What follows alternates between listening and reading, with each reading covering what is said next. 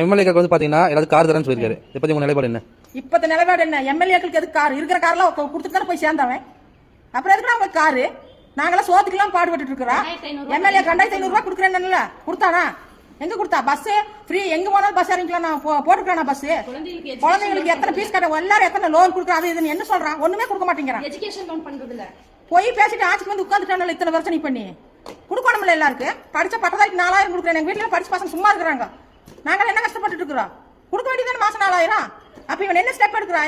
இவன் அரசியல்வாதி ஆயிட்டுன்னா எல்லாருக்கும் இது கொடுத்துருவானா? கார் கொடுத்துட்டு அது கொடுத்துட்டு உட்காந்துக்குவானா? இவனுக்கு என்ன தேவையோ அதை பண்றான்.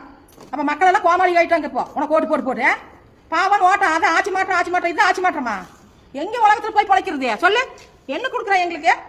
நாங்க எவ்வளவு கஷ்டப்படுறோம். ஊரிக்காருக்கு ஒரு இது கிடையாது. என்ன விவசாயிக்கு ஒண்ணு இல்ல.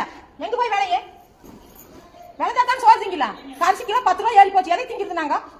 கூலி பண்ணி சோறு திங்க முடியுமா? இவங்க பெரிய பெரிய ஆளுகாயிட்டு பூரா திருடி போறதுக்கு நாட்டவே அரமான வச்சுட்டாங்க. இப்போ ஸ்டாலின் இருக்கிற வரைக்கும் எப்படி இருந்துச்சு நாடு? இப்ப இப்படி இருக்குது நாடு. உதயநிதி கொண்டே உள்ள போட்டாங்க. அன்னைக்கே சட்டசபைக்கு வந்துருவானு. அவன் பாத்தி எப்படி வந்தானே? மக்கள் விடுவாங்களா?